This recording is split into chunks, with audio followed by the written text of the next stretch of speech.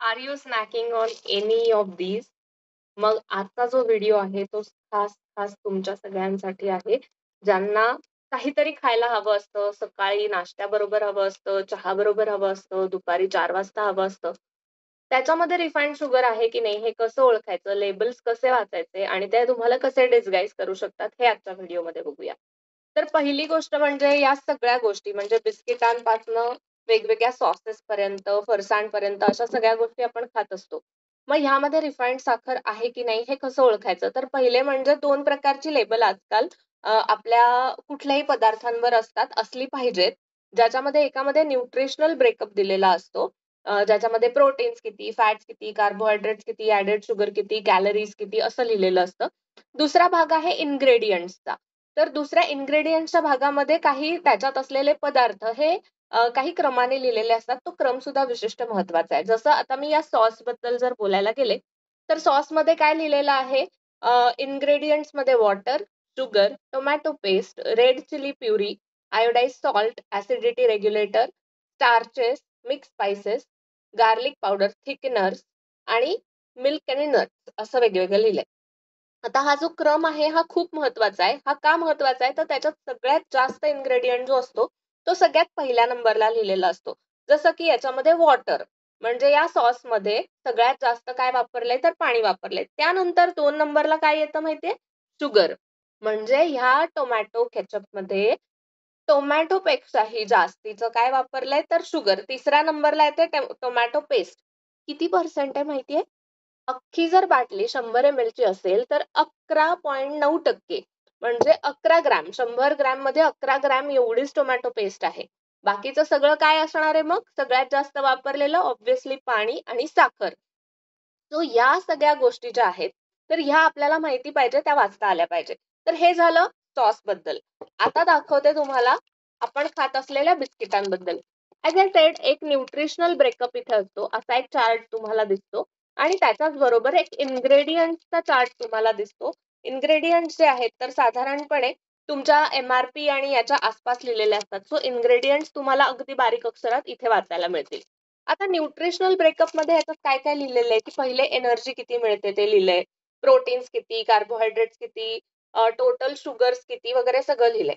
आता हे जरी तुम्ही वाचलं तरी सुद्धा तुम्हाला कळेल की 100 ग्रॅम जर तुम्ही ही बिस्किटं खाल्ली तर त्यामध्ये 21 ग्रॅम टोटल शुगर्स आहेत. ओके, 100 ग्रॅम मध्ये 21 ग्रॅम.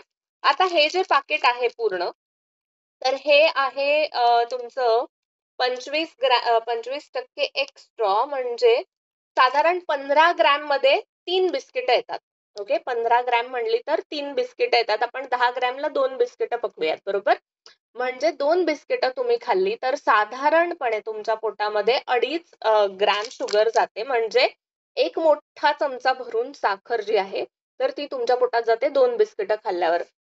एक उदाहरण द्यायचं झालं तर म्हणून मी मुद्दामून इथे साखरेचा डब्बा आणलाय आणि त्याच्याने काय होईल, तुम्ही जेव्हा चहा बरोबर 2 बिस्किट खाता आणि जनरली 2 नाही खाऊन आपण थांबत, तर चहा बरोबर जेव्हा आपण 2 बिस्किट खातो त्यावेळेला किती साखर जाते बघा. तर ही आहे साधारणपणे 2.5 ग्रॅम. एवढी साखर तुम्ही फक्त 2 बिस्किटांमधनं कंझ्युम करता. ओके, आता ह्याच्यामध्ये बाकी तुम्हाला काय मिळतंय हेही बघूया. म्हणजे साखर तर एक भाग झाला, पण बाकीचे कार्बोहायड्रेट सुद्धा साखरेतच कन्वर्ट होणार आहेत ना, बरोबर? तर बाकीचे जे कार्बोहायड्रेट्स आहेत ते 79.5 ग्रॅम्स म्हणजे ह्या बिस्किटांमध्ये तुम्ही जर 100 ग्रॅम बिस्किट खाल्ली, आता उदाहरणासाठी आपण 2 बिस्किटांचं उदाहरण घेतलंय तर 10 ग्रॅम बिस्किट जर तुम्ही खाल्ली तर त्याच्यामध्ये 7.9 ग्रॅम म्हणजे 8 ग्रॅम जवळ 10 पैकी 8 ग्रॅम हे फक्त कार्बोहायड्रेट्स आहेत. म्हणजे साखर तर आहेच पण त्याच्याबरोबर ज्याची साखर होणार आहे असे पदार्थ 8 ग्रॅम आहेत. इन्ग्रेडियंट लिस्ट मध्ये काय आहे तर रिफाइंड फ्लोअर मैदा सगळ्यात पहिल्या नंबरला 73%, शुगर, रिफाइंड पाम ऑइल जे आपण खरं तर अजिबात नाही खाल्लं पाहिजे. आता चौथा इन्ग्रेडियंट बघा, याच्यातला अतिशय महत्वाचा आहे, इन्व्हर्ट शुगर सिरप. आता आधी साखर लिहून झालीये तरी पण 4 नंबरला पुन्हा काय आलं, इन्व्हर्ट शुगर सिरप. ही डिस्गाइज्ड मध्ये लिहिलेली एक रिफाइंड शुगरचा प्रकार आहे. त्याच्यानंतर पुन्हा मिल्क प्रॉडक्ट. अगेन हे मिल्क प्रॉडक्ट जे असतात तर त्याच्यामध्ये पुन्हा साखर असते. त्याच्यानंतर milk solid, sweetened condense skimmed milk. म्हणजे पुन्हा एकदा ज्याच्यामध्ये साखर घातली आहे असं स्किम्ड मिल्क याच्यामध्ये वापरलं गेलंय. रेझिंग एजंट्स असतात जसं बेकिंग सोडा सारखे, आयोडाइज सॉल्ट्स, मिनरल्स वगैरे वगैरे पुढचा सगळा तुम्हाला माहिती आहे. सेम आता मी हे एक आवडीचा जो पदार्थ आहे आपला सगळ्यांचा बाकरवड्या, तर त्याच्यातलेही इन्ग्रेडियंट्स तुमच्यासाठी वाचते. इन्ग्रेडियंट लिस्टमध्ये refined wheat flour maida, gram flour, refined groundnut oil, sugar syrup. आता चौथ्या नंबरला इथे आलंय पुन्हा एकदा शुगर सिरप. म्हणजे बाकरवडीत मैदा वगैरे घालून पिठं घालून झाल्यानंतर वजनाने 4 नंबरला काय येतंय तर ते आहे शुगर सिरप. पुन्हा रिफाइंड शुगर, हा शुगर सिरप झालं. आता पुन्हा एकदा refined sugar, green chillies, iodised salt, coriander leaves वगैरे वगैरे. म्हणजे आपल्या चौथ्या आणि 5व्याच नंबरला पिठांच्या बरोबरीने काय येतंय तर साखर येते. म्हणजे बाकरवडी खाताना तुम्ही विचार करायला हवा की नाही की आपण किती रिफाइंड शुगर कन्झ्युम करतोय. अगेन आता हे एक लोकल मिळणारे एक फरसाण आहे. ओके. युजली माझ्या घरात हे सगळे पदार्थ येतच नाहीत, कारण आणले की आपण खातो आणि म्हणून आणायचेच नाहीत असा माझा एक कायदा आहे. पण आज आपल्याला व्हिडिओ बनवायचा होता म्हणून ह्या सगळ्या पदार्थांना घेऊन आलीये मी इथे. आता हा एक फरसाणचा प्रकार आहे मिळणारा आणि ह्याच्यामध्ये बघा इन्ग्रेडियंट लिस्ट जी आहे ना ती इतकी बावळटासारखी लिहिलेली आहे की त्याच्यामध्ये काहीच मेन्शन केलेलं नाहीये.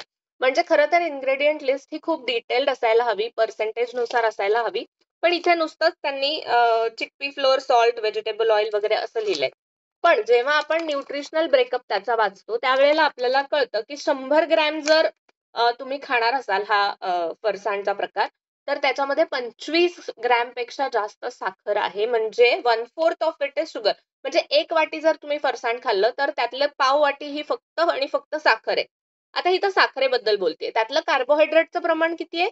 तर 48%. म्हणजेच त्यातलं जे तुमचं साखरेत कन्व्हर्ट होणार आहे अशा गोष्टी किती आहेत? तर निम्म्या.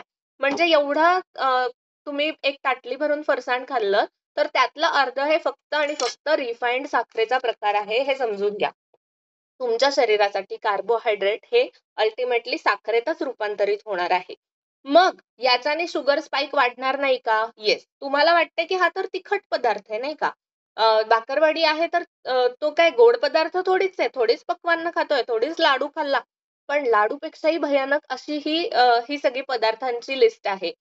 Biscuit, sauces, ketchup, salad dressings, bakarwadi, त्याच्यानंतर चिवडे बाहेरनं मिळणारे, हे सगळं सगळं सगळं सगळ्यामध्ये साखर असतेच म्हणजे असतेच.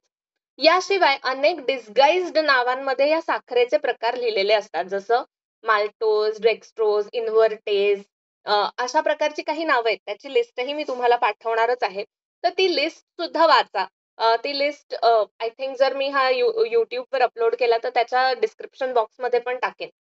आणि ह्या सगळ्यापासून दूर राहायला शिका.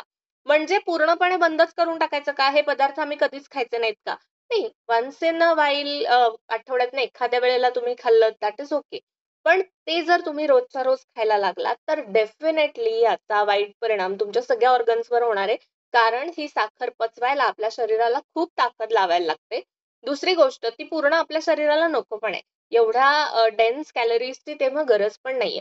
मग त्या कॅलरीज आपण काय करणार आहोत? तर लिव्हरला एक्स्ट्रा कामाला लावून आपण त्या आपल्या शरीरामध्ये साठवून ठेवणार आहोत. कुठे साठवणार आहोत? एकतर पोटावरती, दंडावरती, मांड्यांवरती, हिप्सवरती, इथे सगळीकडे ती साठवणार आहोत आणि जो थुलथुलीतपणा आपल्या शरीराला येणार आहे, तो एक भाग झाला. पण त्याच्यामधनं असे काही एन्झाईम्स आपल्या शरीराला सिक्रीट करायला लागतात, जे इन्फ्लमेशन म्हणजे जेव्हा शरीरामध्ये कुठलीही गडबड होते, त्यावेळेला सूज येते, त्यावेळेला जे जे एन्झाईम सिक्रीट होतात, तर ते येतात.